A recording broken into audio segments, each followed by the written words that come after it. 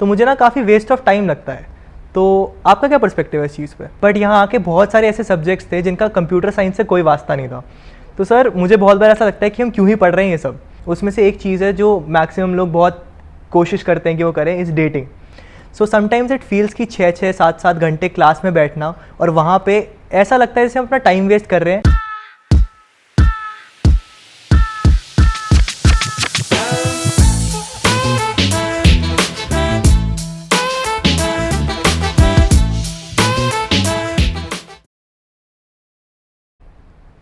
Welcome to beyond classroom.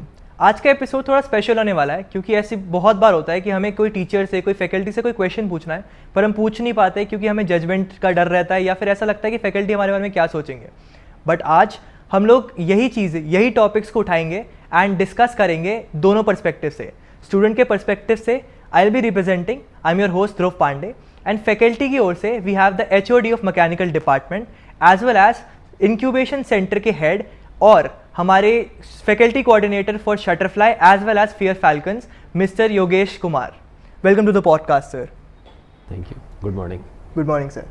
Sir आज बहुत सारे ऐसे क्वेश्चंस हैं जो मैं आपसे पूछना चाहूँगा और उस पर मैं आपका पर्सपेक्टिव जानना चाहूँगा क्योंकि बहुत सारी ऐसी चीज़ें होती है जो हम आपसे पूछना चाहते हैं एज ए टीचर, लेकिन हम कहीं ना कहीं क्लासेस में नहीं पूछ पाते। और बहुत सारी ऐसी चीज़ें होंगी जो काफ़ी कॉन्फ्लिक्टिंग होंगी, हो सकता है आपके उस पर कोई अलग ओपिनियन हो, हमारे अलग ओपिनियन हो, लेकिन हम उस चीज़ को आज ही डिस्कस करेंगे और कोशिश करेंगे कि हम दोनों ओपिनियंस में से बेस्ट निकाल पाएँ। तो सर सबसे पहला इशू किसी भी जगह का होता है क्लासेस से रिलेटेड, वो है अटेंडेंस का। Sir as a CSE student मेरे पास बहुत सारी जगह है पढ़ने के लिए। मैं यूट्यूब से पढ़ सकता हूँ, मैं किताबों से पढ़ सकता हूँ, ऑनलाइन ऐसे बहुत सारे प्लेटफॉर्म हैं जहाँ से मैं नॉलेज गेन कर सकता हूँ। तो 6-6 7-7 घंटे आके लेक्चर्स हॉल में क्लासेस लेना, जहाँ पे हर टाइम ऐसे ही मन करता है कि यार बस अब नींद आ जाए, तो मुझे ना काफ़ी वेस्ट ऑफ टाइम लगता है। तो आपका क्या पर्सपेक्टिव है इस चीज़ पे? एक्चुअली क्लासेस में बैठना टाइम वेस्ट नहीं है। हम लोगों का जो नॉलेज बिल्डअप होता है वो बूंद बूंद करके गड़ा बढ़ने वाली बात है क्लासेस से। क्लासेस से हमारा बेस बनता है और उसी बेस पे हम आगे जाके एक बिल्डिंग खड़ी करते हैं नॉलेज की। तो वो क्लासेस इसलिए बहुत ज़रूरी है। और कई बार ऐसी बिल्डिंग हो जाती है टीचर्स के साथ कि हमें ऐसे समझ में आता है, ऐसे कंसेप्ट्स दिखाई देते हैं जो उन्होंने अपनी ज़िंदगी के एक्सपीरियंस से सीखे और उन्होंने हमारे साथ शेयर किए हैं। तो उस एक्सपीरियंस से जो भी हमें मिलता है वो बहुत बेहतरीन होता है, वो कहीं यूट्यूब वगैरह उस पर नहीं मिल सकता। लेकिन ये आपके सपोर्टिव एलिमेंट्स हैं, सपोर्टिव इक्विपमेंट्स हैं, यूट्यूब वगैरह, NPTEL वगैरह और बहुत सारी वेबसाइट्स हैं लर्निंग के। तो ये सपोर्टिव इक्विपमेंट्स हैं लर्निंग के, लेकिन क्लासेस को कोई रिप्लेस नहीं कर सकता। Classes is the best way to learn anything. Sir लेकिन अगर हम क्लासेस में बैठे हैं, जैसे कि हमारा जो टाइम टेबल होता है पूरा, एक दिन में सुबह 9:30 बजे से शुरू हो रहा है, शाम के 4:30 बजे तक चल रहा है। और हम जब तक स्कूल में थे तो हमें ऐसा लगता था कि अगर हम कॉलेज जा रहे हैं तो हमारे पास काफ़ी टाइम होगा, हमें 1000 तरह की स्किल डेवलप करनी है तो उस चीज़ के लिए हमें टाइम मिलेगा। लेकिन सुबह 9:30 बजे से 4:30 बजे तक क्लासेस लगातार लेना, उसके बीच में कोई भी गैप नहीं, और फिर एक आधे घंटे का या 45 मिनट का ब्रेक, उसमें से ऐसी फीलिंग आती है जैसे हम वापस स्कूल में आ गए हैं। ऐसी अगर दिन की 3 क्लासेस होती जिसमें हमें बस और भी टाइम होता कैंपस में और कुछ करने का, तो वो ज़्यादा बेटर रहता रादर देन कि पूरे दिन क्लास में बैठ के पढ़ना। तो आई थिंक हमें उसका बहुत अजीब लगता है कि हमारे पास टाइम टेबल में जगह नहीं है कुछ और करने के लिए, बस लगातार क्लासेस ही चलती जा रही हैं। नहीं, ऐसा नहीं है, लगातार क्लासेस हैं। क्लासेस के बीच में काफ़ी टाइम भी है और दूसरा एक्टिविटीज़, एक्स्ट्रा करिकुलर एक्टिविटीज़ बहुत होती हैं कॉलेजेस में। उसके लिए तुम टाइम निकालते हो, उनके लिए उन फुलफ़िल करने के लिए भी टाइम निकालते हो। दूसरा एग्ज़ाम्स भी बहुत होते हैं, ठीक है। तो क्लासेस ऐसा नहीं है कि हमेशा ही क्लासेस चल रही हैं। हाँ, एक टाइम पीरियड आता है जब बहुत सारी क्लासेस होती हैं, ठीक है। या सेमेस्टर बहुत छोटा होता है। सेमेस्टर सिस्टम में क्लासेस लगातार इसलिए होती हैं क्योंकि सेमेस्टर बहुत छोटा है और हमें कोर्स करिकुलम की वजह से कोर्स कंप्लीट कराना है, सिलेबस कंप्लीट कराना है। तो इस वजह से एक ऐसा फेज़ आता है, वो ये चाहे 15 दिन का हो, 20 दिन का हो, 1 महीने का हो, जब क्लासेस लगातार चलती हैं। अदरवाइज़ पूरे सेमेस्टर तो क्लासेस नहीं चलती ना। आपको हर चीज़ के लिए टाइम मिलता है, extra curricular activities, sports, culture और बहुत सारी चीज़ें जिनके लिए टाइम मिलता है। तो इस कॉलेज ना स्कूल से इसलिए अलग हो जाता है क्योंकि हम लोग ना अपनी फुल मोड में अपनी ज़िंदगी को जी रहे होते हैं। मतलब हम जो करना चाहते हैं वो कर रहे होते हैं, पढ़ाई भी कर रहे होते हैं, स्पोर्ट्स भी कर रहे होते हैं, यार दोस्तों के साथ मस्ती भी तुम लोगों की खूब होती है और हम लोगों के जो भी हमारे जो स्किल्स हैं उनको हम डेवलप कर रहे होते हैं। ये सब कॉलेज में होता है। सर लेकिन टाइम टेबल में अगर एक क्लास शेड्यूल्ड है तो कहीं ना एक स्टूडेंट बंद के रह जाता है कि अगर मुझे कोई प्लान बनाना है आज का, तो बहुत बार ऐसा होता है कि सिलेबस ख़त्म हो गया है लेकिन वो कंफर्मेशन नहीं है कि अगर फैकल्टी जो है वो क्लास लेंगी, क्लास नहीं लेंगी, या फिर अगर हमारा सिलेबस चल भी रहा है तो उसमें आज क्लास कैंसिल हो सकती है।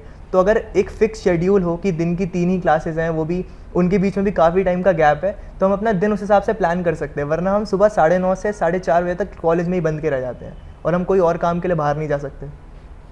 नहीं देखो, ये तो कभी भी मत सोचो कि टीचर क्लास नहीं लेगा, वो तो लेगा ही क्लास, उसका तो टाइम टेबल है, उसको आना ही है क्लास में। ठीक है, ये स्टूडेंट्स का मैनेजमेंट हो जाता है कि वो अपने टाइम को कैसे मैनेज करता है। ठीक है, ये भी एक समझ लो कि उसके लिए एक टास्क है कि अपने टाइम को मैनेज करे, बेहतरीन चीज़ों के लिए टाइम निकाले, जहाँ उसे बेहतरीन मिल रहा है वहाँ वो जाए, पहले वहाँ पर प्रेजेंट रहे जहाँ पर उसके लिए अच्छा है, बाद में वहाँ पर प्रेजेंट हो जहाँ पे टाइम वेस्ट हो रहा है। तो पहले वो टाइम मैनेजमेंट सीखे, फिर देखे कि यार हाँ मुझे ना आज इस क्लास में मुझे अच्छा मिलने वाला है तो मैं इस क्लास को अटेंड करूँगा, अदरवाइज मुझे वहाँ पे अच्छा मिल रहा है तो मैं उस चीज़ को करूँगा ना। तो ये उसके लिए मैनेजमेंट हो जाता है। हाँ, जहाँ तक अटेंडेंस की बात है तो 75% अटेंडेंस आपसे यूनिवर्सिटी कह रही है, 100% कह नहीं रही है। तो 25% अटेंडेंस उसने आपके लिए रिलैक्सेबल आपको रखा ही है। सर लेकिन बहुत सारी ऐसी चीज़ें, जैसे आजकल के ज़माने में, पहले तक जो पुरानी सोच होती थी उस हिसाब से ऐसा था कि आप क्लासेस लो, अगर आप कॉलेज जा रहे हो तो आप अपना मैक्सिमम टाइम क्लासेस में लो, अपना एकेडमिक्स को एकदम एक्सीलेंट करके रखो और उस हिसाब से आपको प्लेसमेंट्स मिलेगी या कुछ भी होगा। आजकल काफ़ी चीज़ें बदल गई हैं, डायनेमिक्स काफ़ी चेंज हो गए हैं, आपको हर चीज़ में आगे रहना होता है, भले ही वो को करिकुलर हो, एकेडमिक्स हो या और भी चीज़ें हों, और इन सारी चीज़ों के बीच में हमें टाइम मैनेज करना है।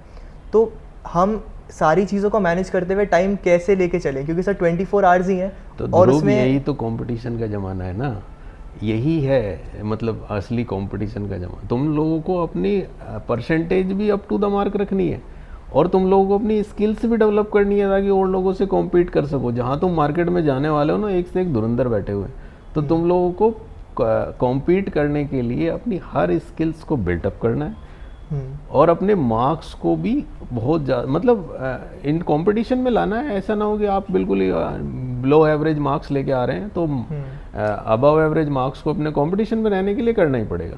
ठीक है, तो ये सब चीज़ें हैं। तो ये अभी जो है ना टफ टाइम चल रहा है, तो कंपटीशन में तो रहना पड़ेगा, इसलिए ज़रूरी है।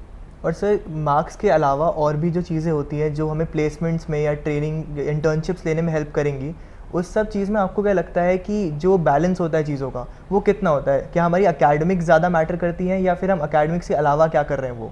देखो, एकेडमिक्स आपको फ्रंट डेस्क पे एक वो तो देती हैं कि आप जाकर एकेडमिक क्लियर है, बहुत अच्छा है आपका, तो एक प्रोस्पेक्ट्स बन जाता है टेबल पे कि हाँ बच्चा ना पढ़ने में बहुत अच्छा। लेकिन दूसरी एक्टिविटीज़ आपको लीडरशिप क्वालिटी, मैनेजमेंट क्वालिटी, ये सब भी लर्न कराती हैं जो एक्स्ट्रा करिकुलर एक्टिविटीज़ है। तो वो जो लीडरशिप क्वालिटी है वो भी बहुत बेहतरीन है। वो हमें आगे रहना है तो मतलब कुछ अलग करना है तो बाकी चीज़ों से, क्योंकि एकेडमिक उसके पास भी है, मेरे पास भी है, उसके पास भी है, बहुत भीड़ है जिसमें पास एकेडमिक एक्सीलेंस है। लेकिन एक्स्ट्रा करिकुलर में जो एक्सीलेंस मुझे मिला है पूरे 4 ईयर जर्नी में, वो भी तो मेरे साथ होना चाहिए।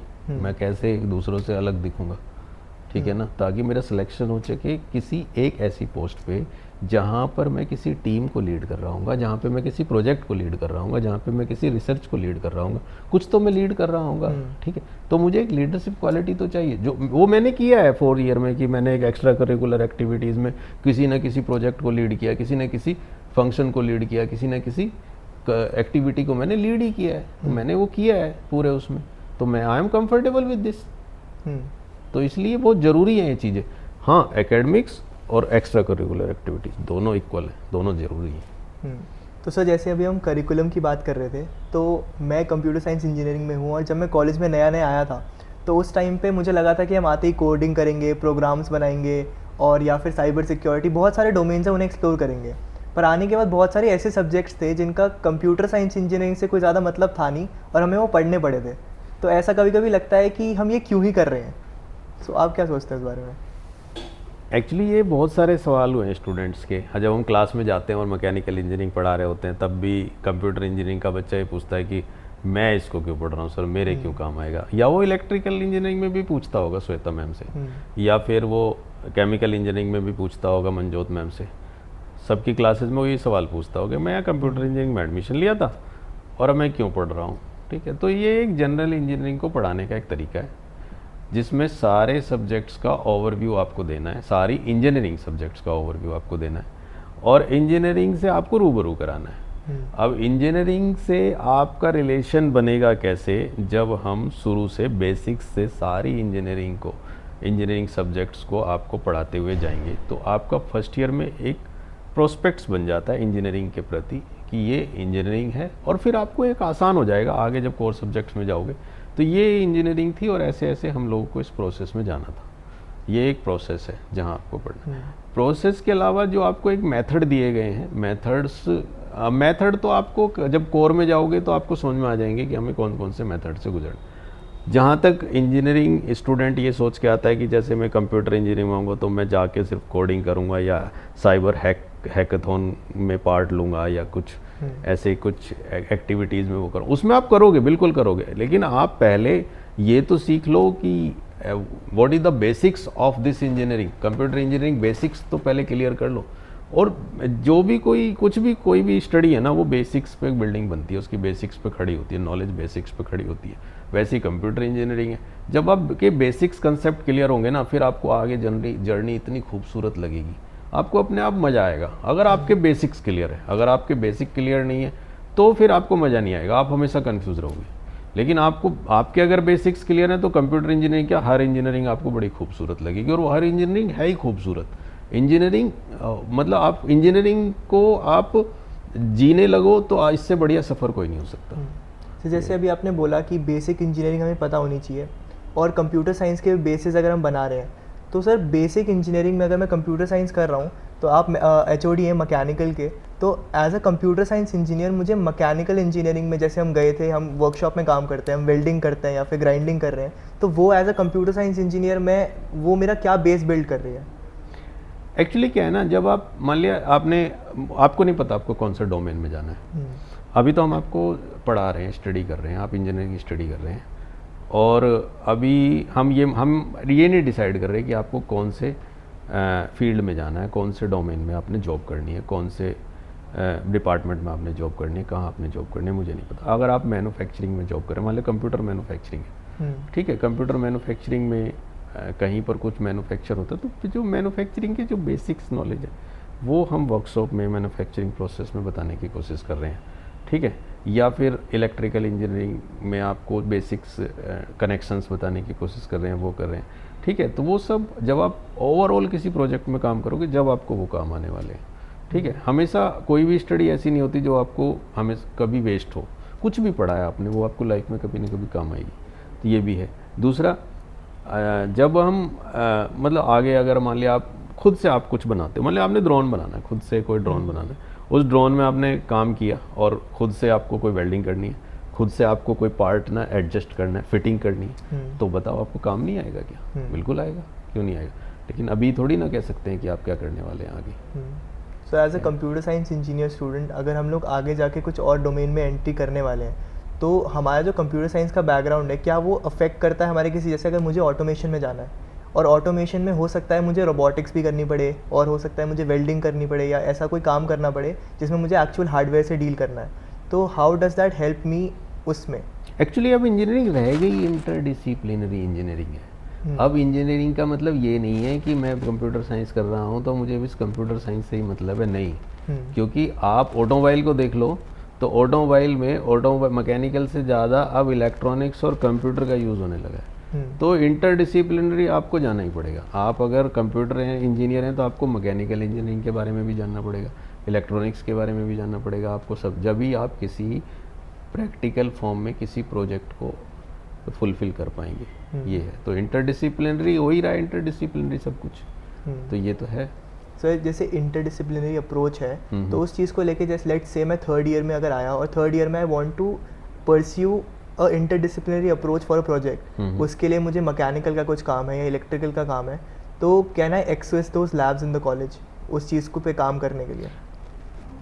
कॉलेज में तो एक्सेस कर ही सकते हो, साथ में तुम्हें उससे रिलेटेड कोई कोर्स भी करना पड़ेगा, उससे रिलेटेड तुम्हें सीखना भी पड़ेगा, उससे रिलेटेड तुम्हें पढ़ना भी पड़ेगा आगे जाके, ठीक है।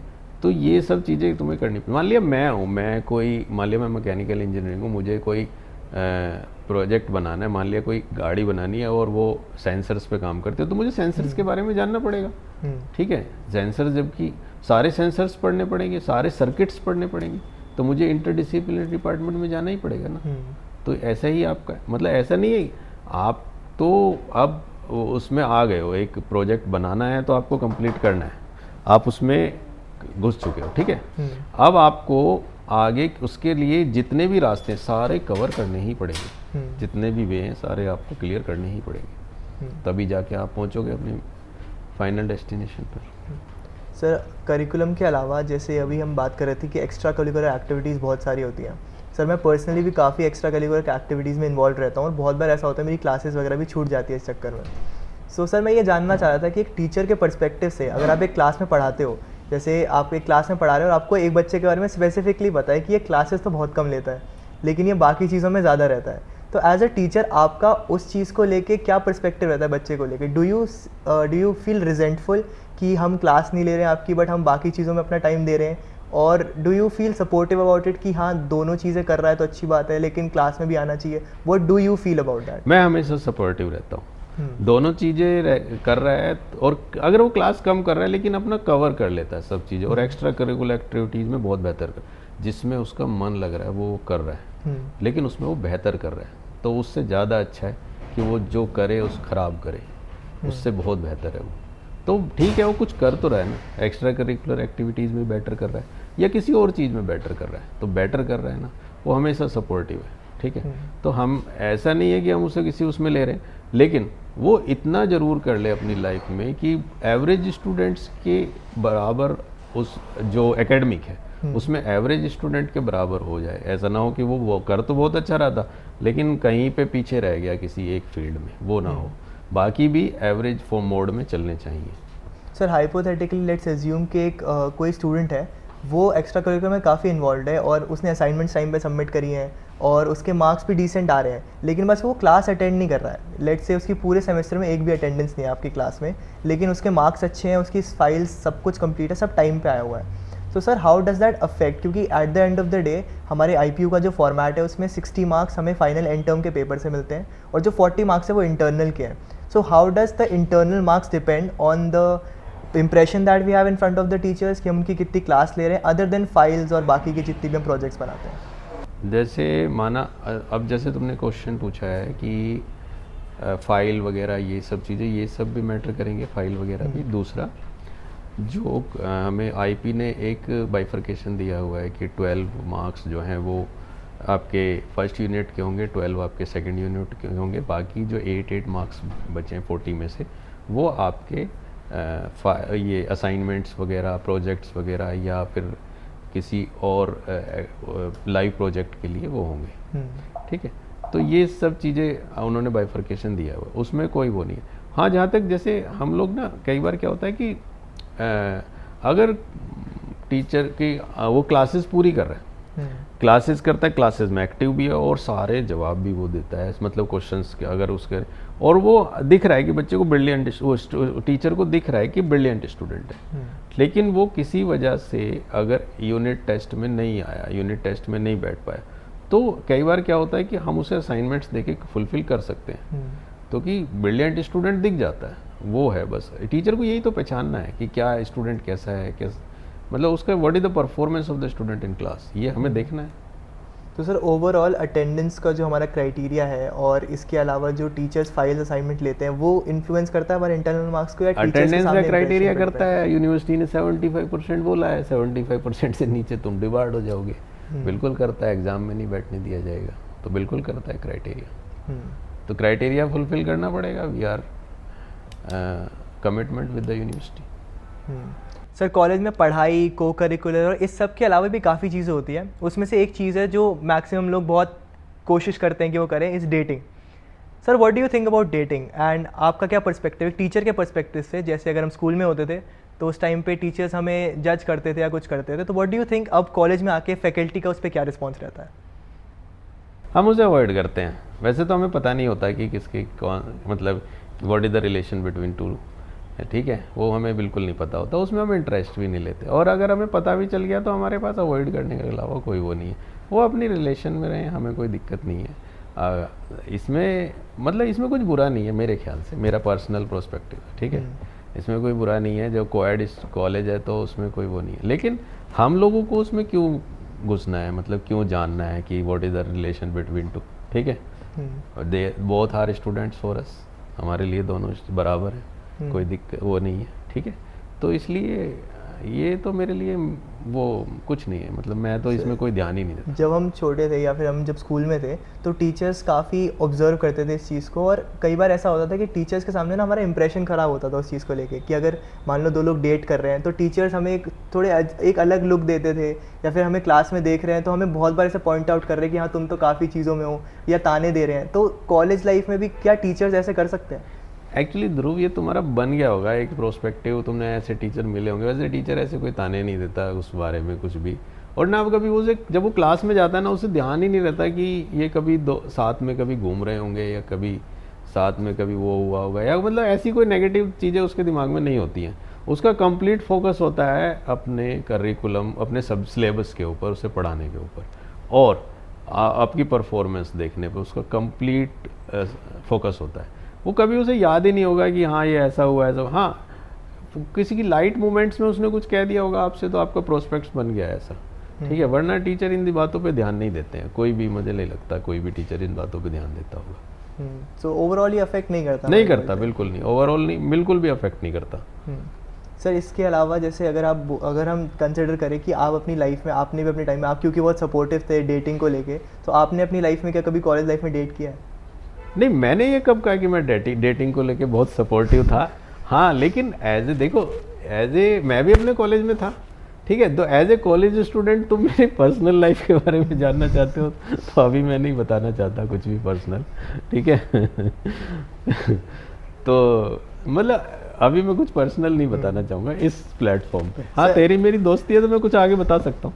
सर इसके अलावा अगर हम मैनेज करने के बारे में बात करें, कि अगर आप अभी मैरिड हैं तो आपकी वाइफ हैं, और आपको कॉलेज का काम भी देखना होता है, आपकी फैमिली भी देखनी पड़ती है, तो सर ये दोनों चीज़ें मैनेज करनी साथ में, अगर हम इसको एक छोटे पर्सपेक्टिव में ले, कॉलेज के अंदर अगर मान लो कोई डेट कर रहा है और उन्हें अपनी पढ़ाई भी देखनी है, डेटिंग भी देखनी है, बाकी काम भी देखना है, तो how do you think is an effective way to manage all this? देखो, अगर डेटिंग के हिसाब से लेना तो तुम ना डेटिंग को वो मत समझो कि डेटिंग का मतलब ये है कि तुम्हारी पढ़ाई बर्बाद हो रही है या वो बर्बाद हो रहा है।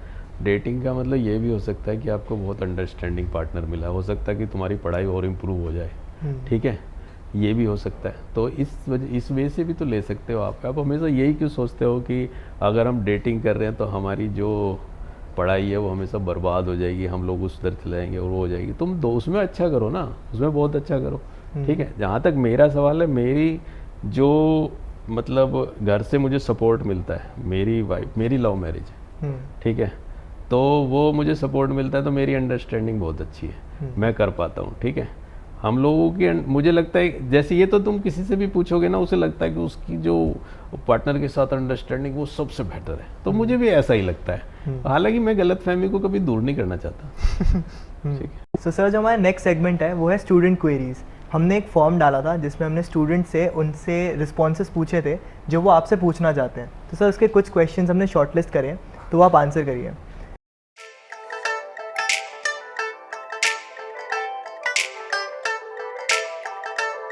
तो जो हमारा पहला क्वेश्चन है वो ये है कि आपकी लाइफ में अभी तक आपने बहुत सारे स्टूडेंट्स पढ़ाए हैं, बहुत सारे स्टूडेंट्स ऐसे होंगे जो आपको याद रहे होंगे, तो ऐसा कौन सा स्टूडेंट्स है जो आपको स्टैंड आउट करता है और आपको अच्छे से याद है और वो आपका बेस्ट स्टूडेंट था, आप कह सकते हैं?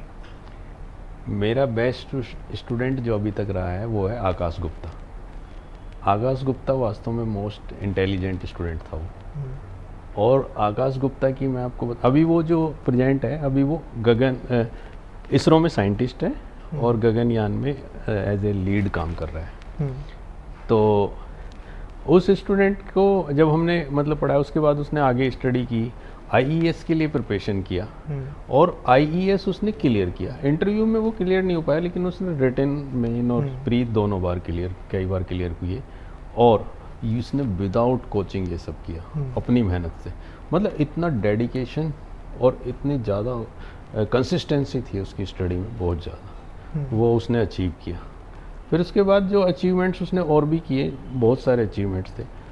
जब उसका आकाश गुप्ता का सिलेक्शन हुआ इसरो में, तो उसने सबसे पहला फ़ोन मेरे को किया कि सर मैं सबसे फर्स्ट फ़ोन आपको कर रहा हूँ कि सर मेरा सिलेक्शन हो गया एज ए साइंटिस्ट इसरो में। मुझे भी बहुत खुशी हुई। मुझे खुशी इस बात की नहीं है कि उसने मुझे पहला फ़ोन किया, मुझे इस बात की कि मेरा एक स्टूडेंट ना, जो मेरा फेवरेट स्टूडेंट था, आखिरकार वो किसी मंजिल पर पहुंच गया। उसे जाना तो बहुत दूर था, आईएएस नहीं हो पाया, कोई बात नहीं, इसरो तक भी गया। तो इक्वली तो काफ़ी अच्छा है। हाँ, मतलब काफ़ी उसने अचीव किया। तो ये था कहाँ एक बहुत ही, मतलब ऐसा नहीं था कि उसको पास इतनी वो नहीं थे रिसोर्सेज, बहुत कम रिसोर्सेज से उसने बहुत कुछ हासिल किया है खुद अपनी मेहनत से, ये था। सर अभी आपने एक सक्सेस स्टोरी बताई, और अभी हमारा कॉलेज नया है, हमारा जो सीनियर मोस्ट बैच है वो भी अभी 4th ईयर में जाएगा, तो सर उनकी अभी प्लेसमेंट्स लगेगी और अभी बाकी नया बैच भी आएगा कॉलेज में। तो हम ये जानना चाह रहे हैं कि जो पूरा प्लेसमेंट का प्रोसेस रहता है, उसके लिए एक स्टूडेंट को ऐसी क्या प्रिपरेशन करनी चाहिए कि वो अपनी बेस्ट प्लेसमेंट ले पाए? देखो, अब जो प्लेसमेंट का सिनेरियो है ना, वैसे जितनी मैं अपनी पर्सनल व्यू दे रहा हूँ इसमें, वो मेरे हिसाब से बदल गया। मतलब ऐसा नहीं है कि आज आप सोचो कि आपको अच्छी प्लेसमेंट में जॉब लेनी है तो आज से आप मेहनत करो तो आप ले सकते हो, नहीं। वो फर्स्ट ईयर से जर्नी शुरू होती है, वो फर्स्ट डे से जब कॉलेज में आप जर्नी शुरू होती है, आपको पता है कितने मॉड्यूल हैं, कितने वो हैं जो आपको शुरू से ही करने होते हैं। शुरू से किसी इंडस्ट्री को जीना होता है, किसी एक टास्क को जीना होता है, तब जाके आप 4th ईयर में जाके एक अच्छे प्लेसमेंट के लिए प्रिपेयर होते हो। ठीक है, प्लेसमेंट का मतलब तो ये है, मतलब अगर प्लेसमेंट सेल की बात करें तो इंटरव्यू टेबल तक वो आपको ले जाएंगे। इंटरव्यू टेबल पे तो आपको परफॉर्म करना है, वो वही तभी परफॉर्म कर पाओगे जब आपने ये बताओ कि आपने 4 ईयर में क्या क्या आपने किया इस चीज़ के लिए, जिस पोजीशन को आप हासिल करना चाहते हैं। बात ये है, तो फर्स्ट ईयर से वो जर्नी शुरू होती है। इसके अलावा जो एक लास्ट क्वेश्चन है हमारे पास, वो ये है कि अभी हमारे कॉलेज में 3 ही ईयर्स के बच्चे थे और अब एक नया फर्स्ट ईयर और आएगा। ऑलरेडी हमारे जो कॉलेज है उस पर क्लासरूम्स और लैब्स काफ़ी टाइम हो सकता है कि क्लैश हो रहे हों, तो अभी एक एक्स्ट्रा ईयर आने के बाद हमारा कॉलेज फुल कैपेसिटी पे रन करेगा। उसके लिए हम पूरा प्रिपेयर हैं, उसके लिए प्रिपेयर फुल कैपेसिटी पर रन। हमारे पास सफिशिएंट स्पेस है, सफिशिएंट लैब्स है, सफिशिएंट टाइम है, कोई सफिशिएंट फैकल्टी, हम पूरी तरह प्रिपेयर हैं। सर आपको ऐसा नहीं लगता कि कॉलेज थोड़ा ओवर क्राउडेड हो जाएगा उसके बाद, कंसिडरिंग कि हमारे पास GTV नहीं, ओवर क्राउडेड बिल्कुल नहीं होगा, हमारे पास काफ़ी स्पेस है। जितना मतलब एक AICTE नॉर्म्स के अकॉर्डिंग चाहिए उससे हमारे पास ज़्यादा ही है। तो हमारा ऐसा कुछ नहीं है ओवर क्राउड होगा। दूसरा, क्राउड मैनेजमेंट हमारा टाइम टेबल है, टाइम टेबल हम मैनेज कर रहे हैं, उसमें हम पूरा we are prepare for that. ठीक है, सो दैट वाज ऑल, इतने ही क्वेश्चंस थे हमारे पास। एंड इसके अलावा अब हम इस सेगमेंट को एंड करेंगे। Let's skip to the next part.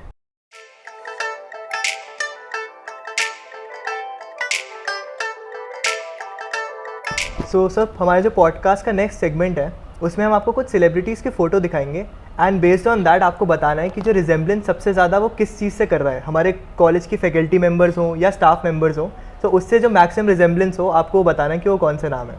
तो सर ये हमारी पहली फ़ोटो है। अक्षय कुमार जी। तो अक्षय कुमार की पर्सनैलिटी और अगर उनके सेंस ऑफ ह्यूमर देखें तो Hitesh sir, mathematics assistant professor mathematics, Hitesh sir. ठीक है सर। और second photo? Second photo Sunny Deol. जी। Sunny Deol is the difficult Jat type boy ना। डिफ़िकल्ट जट टाइप बॉय की बात करें तो हमारे कॉलेज में अमरदीप सर। अमरदीप सर, ठीक है sir. Third photo?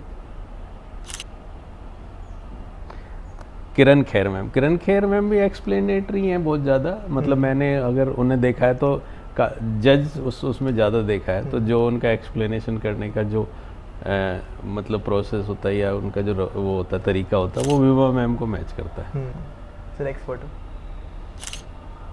Rajinikanth sir, Nagesh sir का रिजेम्बलेंस कह सकते हो। Next photo?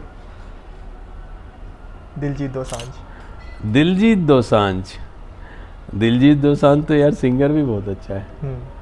तो हमारे कॉलेज में कोई फैकल्टी बहुत अच्छी सिंगिंग करती हो और दिलजीत दोसांझ जैसी पर्सनैलिटी भी रखती हो तो पास करो इसको। तो पास। चलिए नेक्स्ट फोटो?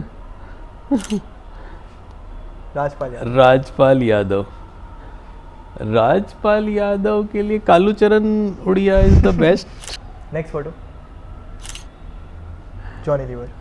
जॉनी लीवर, जॉनी लीवर के लिए हाँ perfect is the. Next photo,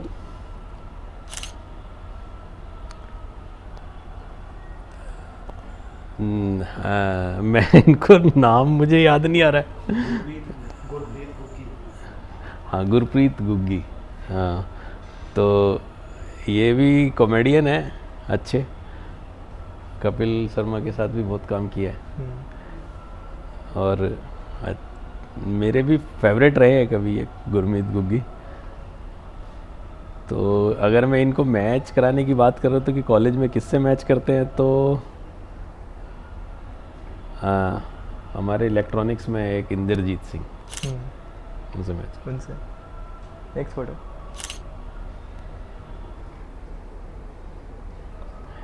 Sridevi. Sridevi तो अपने आप में बेहतरीन पर्सनैलिटी है यार। श्रीदेवी का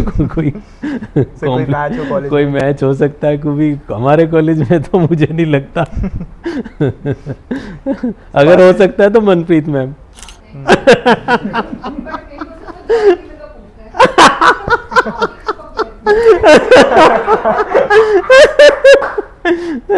जॉनी लीवर का मैंने किसको बताया था? यार बोल मत देना अभी।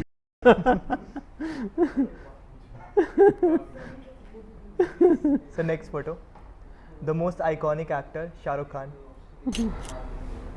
शाहरुख खान, शाहरुख खान तो यार वर्ल्ड फेमस एक्टर है। हाँ और शांत भी रहता है ना, ज़्यादा बोलना नहीं, पर्सनैलिटी बेहतरीन है और काम अपने पूरे सारे फिट। तो ऐसे तो हमारे दिलजीत सर ही हैं। Okay, so sir, this brings us to the end of our podcast episode. Thank you so much for answering all the questions इतने अच्छे से, इतने लाइट हार्टेड वे में, इतने फ्रैंक तरीके से, और किसी फैकल्टी के साथ ऐसे बात कर पाना कि हम उनसे कुछ भी बोल सकें और वो भी सामने से अच्छे रिप्लाई दें इज़ वेरी रेयर। तो sir thank you for your support, and जो आप यूजुअली भी हमें सपोर्ट करते रहते हैं हर चीज़ को लेके। Thank you very much sir for coming on the podcast. Thank you. देखो क्या होता है कि आप इस फैकल्टी से पोलाइटली कुछ भी पूछ सकते हो, कोई भी फैकल्टी है, ठीक है। और अगर आप उससे पोलाइटली क्वेश्चन करते हो आंसर करेंगे, उनका काम ही है आप लोगों के क्वेश्चंस का जवाब देना। जो उनके पास नॉलेज होती है उससे वो जवाब करते हैं, अपनी बेस्ट ऑफ नॉलेज से आप लोगों का जवाब देते हैं। जहाँ तक कि सपोर्ट की बात है तो अगर वे कहा जाता है ना, पहले से ही कहा जाता है कि अगर पेरेंट्स के बाद कोई दूसरा कोई तुम्हारा वेल विशर है तो वो है टीचर, फैकल्टी। तो वो बात हमेशा ट्रू रही। हम चाह के भी आपके कुछ नहीं, हम वेल विशर ही रहेंगे आपके हमेशा। तो इसलिए सपोर्ट तो हमेशा रहता है। Today's podcast was truly inspirational. बहुत सारी ऐसी चीज़ें होती हैं जो हम स्टूडेंट पर्सपेक्टिव से नहीं समझ पाते और टीचर के पर्सपेक्टिव से वो चीज़ें काफ़ी सॉर्टेड लगती हैं। वेल आई होप कि आज जितना मेरी सर से बात हुई उसमें आपके और मेरे सबके सारे क्वेश्चंस आंसर हो गए होंगे। If you are still left with some questions you can stay tuned on our social media and post your questions there. Goodbye, until next time.